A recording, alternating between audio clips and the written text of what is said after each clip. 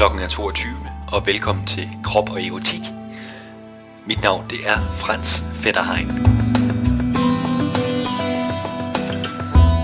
Velkommen til showet i aften. Vi har en masse spændende emner på tapetet.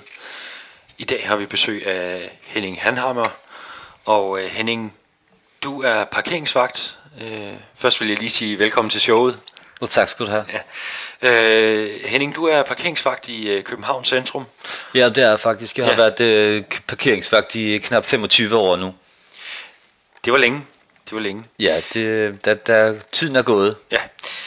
Henning, grunden til, at vi har inviteret dig herind, det var jo fordi, du skrev et lille brev. Du har jo sikkert hørt vores programmer en masse gange, siden du kunne referere til en masse af vores emner. En del af dem, det var, at du har en speciel fetish over for parkeringsautomater. Altså, hvad kan man kalde det for dig? Kolleger?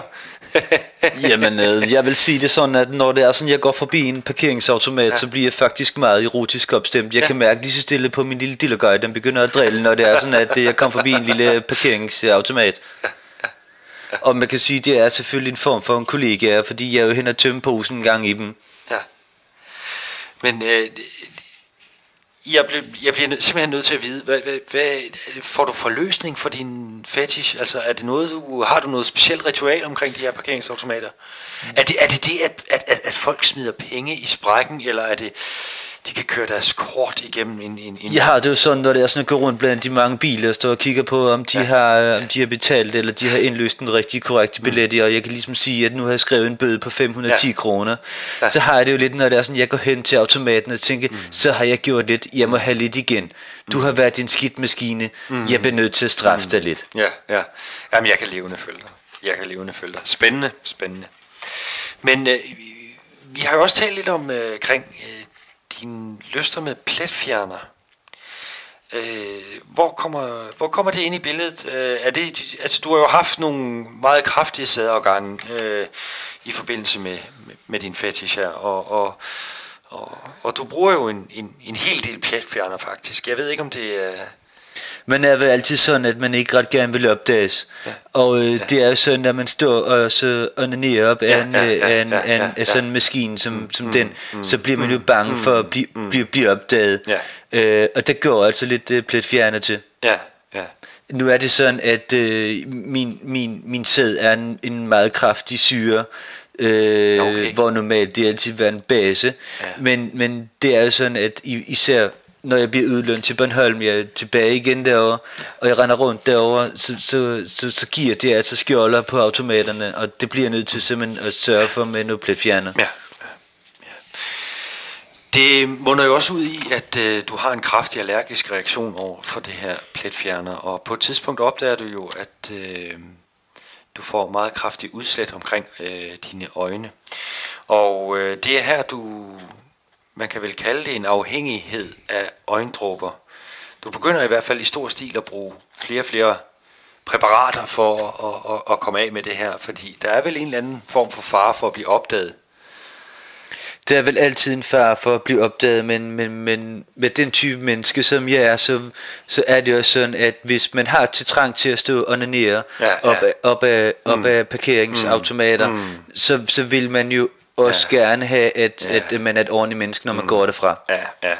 Og det er så her, du begynder at bruge øjendråber. Øjendråberne er jo faktisk mest fordi, at jeg ikke så godt kan tåle pletfjerneren. Også fordi, at jeg tit rammer meget i øjet. Ja vel så. Du rammer dig simpelthen i øjet. Mm-hmm. Men det er vel også meget normalt når man står derude i fri natur. Sideløbende med dit faste job som parkeringsvagt i København Centrum, så har du også et job som dørsælger. Kan du ikke fortælle lidt om, hvad det er, du går rundt og sælger dør til dør? Jo, det er med det er, jeg sælger lommeure. Du sælger lommeure? Ja, og det er ikke en ganske almindelig type lommeure, det er simpelthen onani-ure. Onani-ure? Ja, der bliver du lige nødt til at... Jamen det er sådan, at jeg har jo så også en forening, det vi kalder den lommebilliardklubben, hvor at vi mange gange går rundt og så onanerer. Der har du simpelthen uret i den ene hånd og i lommen, og så har du så hånden i den anden, og det tænder man simpelthen samtidig, og så tror man ved, hvor lang tid der er gået, når man render rundt og onanerer. Og det er ikke altid, man ved det. Og så når vi har gået rundt i parken, så mødes vi lidt, og så snakker vi om, hvor lang tid gik det sidste gang, og hvor lang tid er det så gået nu. Det lyder meget spændende. Måske du har det ur med til mig også. Du kan i hvert fald få en lille pjece med.